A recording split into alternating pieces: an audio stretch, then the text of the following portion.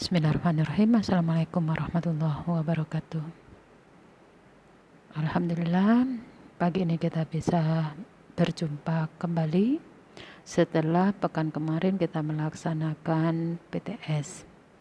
Tetap semangat, tetap jaga kesehatan sehingga kita tetap mampu dan melaksanakan tugas-tugas pembelajaran yang akan kita jalani.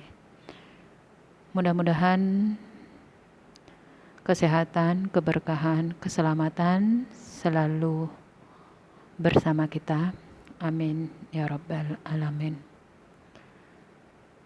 Pagi ini tema keempat dalam PPKN dengan materi yaitu kegiatan ekonomi dan bagaimana sikap dalam menghadapi keberagaman kegiatan ekonomi itu sendiri.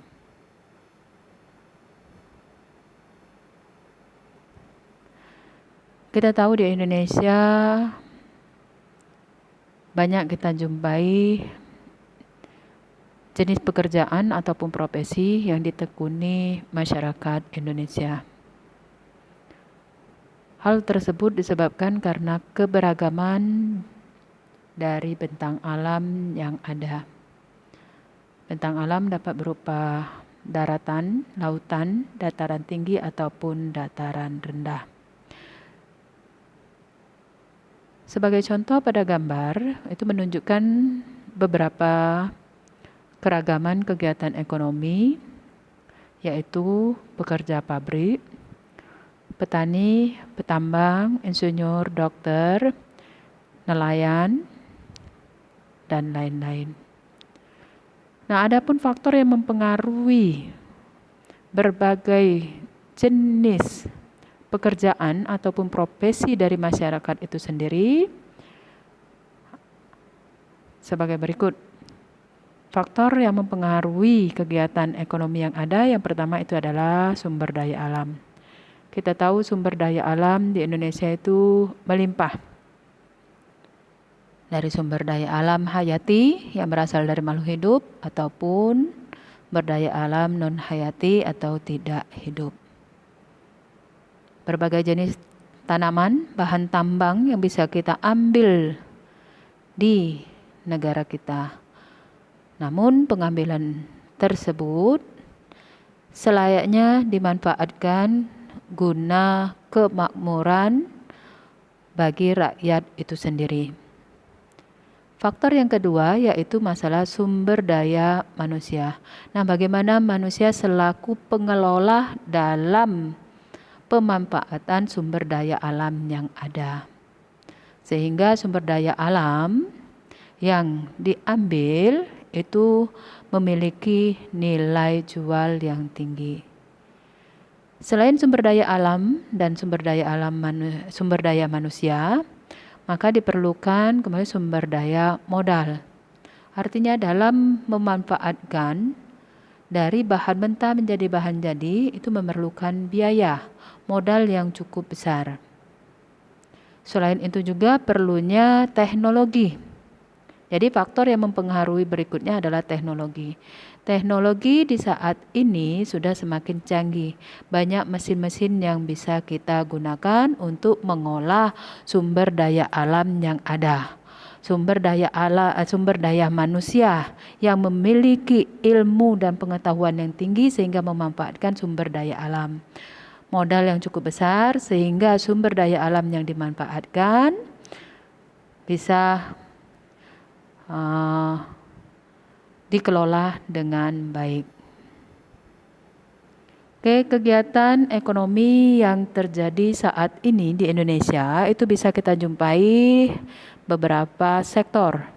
Yang pertama yaitu perdagangan. Perdagangan atau sering kita jumpai jual beli. Nah, jual beli itu ada di mana? Biasanya ada di pasar. Pasar dapat kita bagi menjadi dua, yaitu pasar tradisional dan pasar modern. Ada perbedaan antara pasar tradisional dan modern, itu akan Ibu jelaskan selanjutnya. Oke nak ya, pasar tradisional itu bisa kita jumpai di sekitar kita, misalnya pasar 16, pasar Lemabang, pasar Palimo.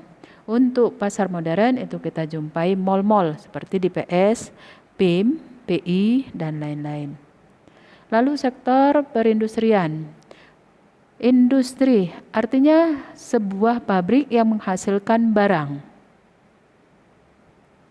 Barang itu apa saja? Bisa makanan, bisa pakaian, bisa juga benda lainnya. Selain barang, ya, kita juga bisa menghasilkan jasa. Jadi jasa merupakan sektor kegiatan ataupun keberagaman ekonomi yang ada. Untuk jasa itu bukan berupa barang, namun jasa itu merupakan hal yang bisa kita rasakan. Seperti halnya contoh guru memberikan ilmu. Ilmu tidak akan nampak, namun kita bisa menambah pengetahuan kita terhadap sesuatu. Lalu ada dokter. Dokter juga menghasilkan jasa. Montir, perawat, tukang cukur. Itu yang menghasilkan jasa. Lanjut kita ke sektor peternakan. Artinya ada sebagian hewan yang bisa kita budidayakan. Nah, itu namanya peternakan.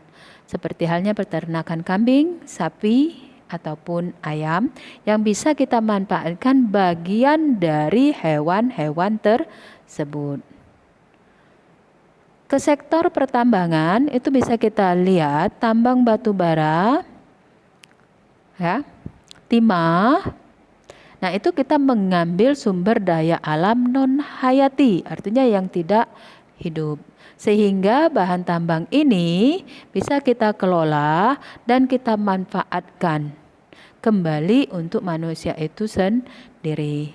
Di bidang ataupun sektor perikanan di mana para nelayan bekerja untuk mencari ikan. Ikan lalu akan didistribusikan ke masyarakat.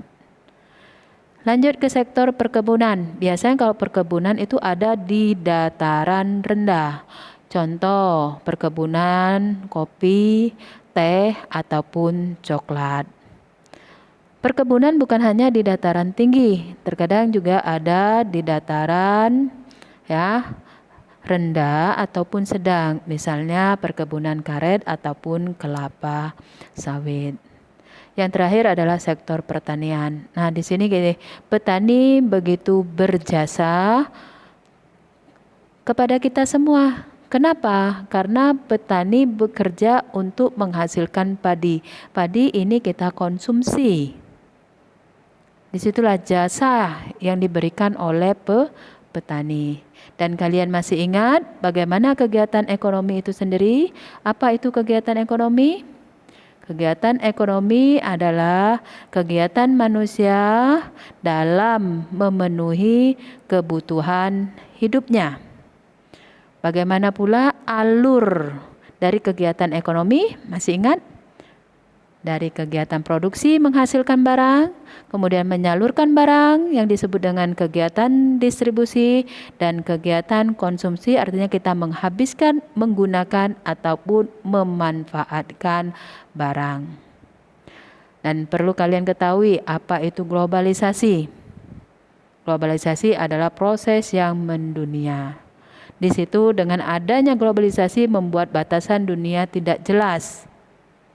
Dan bagaimana cara kita menyikapi adanya globalisasi? Yaitu kita harus memiliki sikap yang selektif.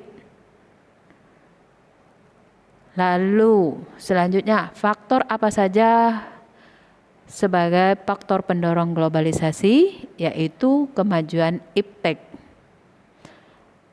dan hadirnya perusahaan multinasional. Perusahaan multinasional itu adalah perusahaan yang memiliki cabang di seluruh dunia. Nah, bagaimana menurut kamu untuk globalisasi ini? Jelas namanya globalisasi itu akan membawa dampak positif dan juga negatif.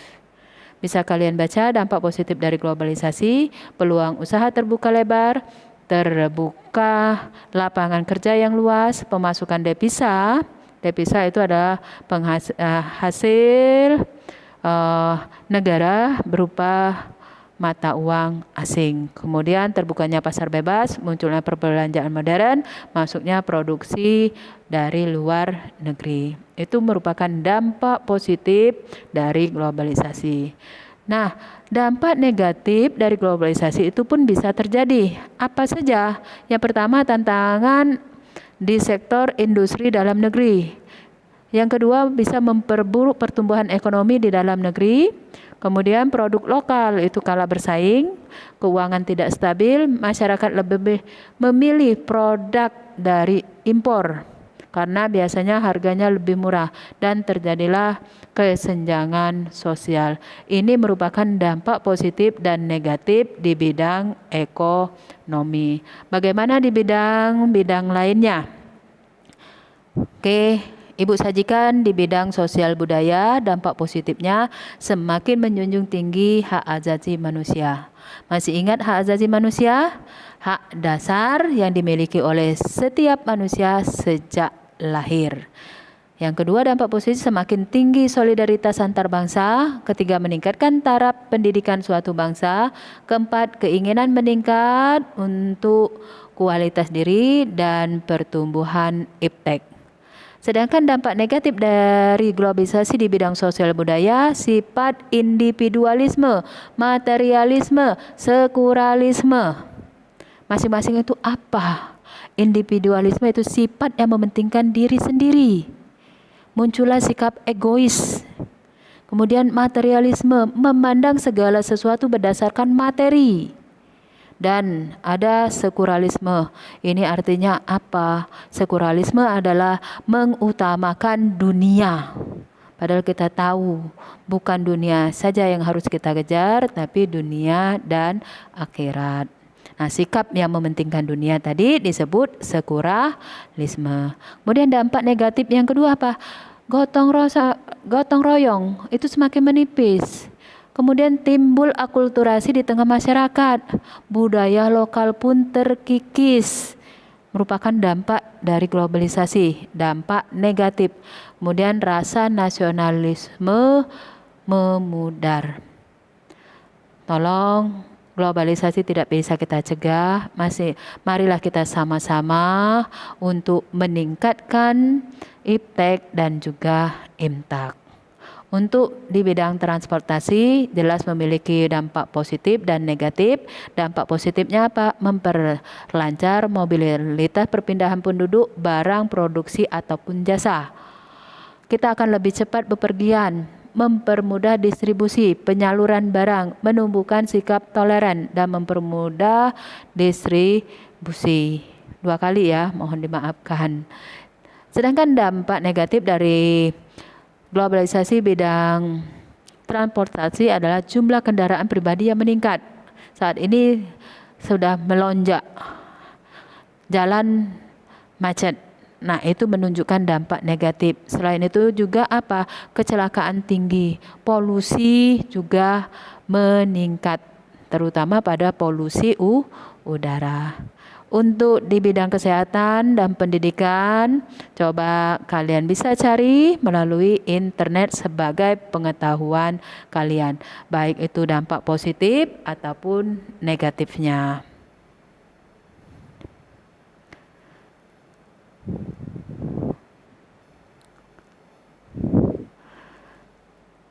Untuk selanjutnya, silakan perhatikan gambar. Dan mungkin kejadian ini sudah kalian alami ataupun kalian melihat bagian dari keluarga kalian seringkali belanja online. Mengapa pilihan itu terjadi? Untuk belanja online pun ya, itu memiliki dampak positif dan negatifnya. Apa kira-kira? Salah satu bisa Ibu sebutkan, dampak positif kita tidak perlu membuang waktu percuma hanya mau membeli sesuatu. Dengan belanja secara online, barang itu akan datang ke rumah kita. Ya. Namun dampak negatifnya salah satu terkadang kualitas barang itu tidak sama dengan apa yang disampaikan. Nah, untuk pasar modern dan pasar tradisional, di sini bisa kita lihat perbedaan sebelah kanan dan kiri. Kita lihat pasar modern dulu yang ada di sebelah kiri tengah ya. Bagaimana kondisinya? Nyaman, bersih, rapi. Lalu apa? Kita melakukan pembayaran di kasir. Harga barang itu bisa kita lihat pada label. Kemudian penjual dan pembeli itu tidak akan bertemu. Itu pada pasar modern. Sedangkan pasar tradisional kita bandingkan. Biasanya jorok, tidak teratur, becek, bau. Untuk pembayaran kita langsung kepada penjualnya. Sedangkan harga pada pasar tradisional itu masih bisa kita tawar. Umumnya harganya lebih murah. Lalu yang jelas penjual dan pembeli itu bertemu. Demikian materi yang dapat Ibu sampaikan kali ini. Mudah-mudahan dengan belajar globalisasi kita bisa menyikapi hal-hal yang terjadi saat ini. Untuk latihan silakan kalian kerjakan pada slide terakhir yang Ibu tampilkan, nomor 1 hingga nomor 4. Demikian materi yang Ibu berikan, mudah-mudahan bermanfaat. Salam untuk keluarga dan tetap semangat dalam belajar. Ibu akhiri dengan ucapan wassalamualaikum warahmatullahi wabarakatuh.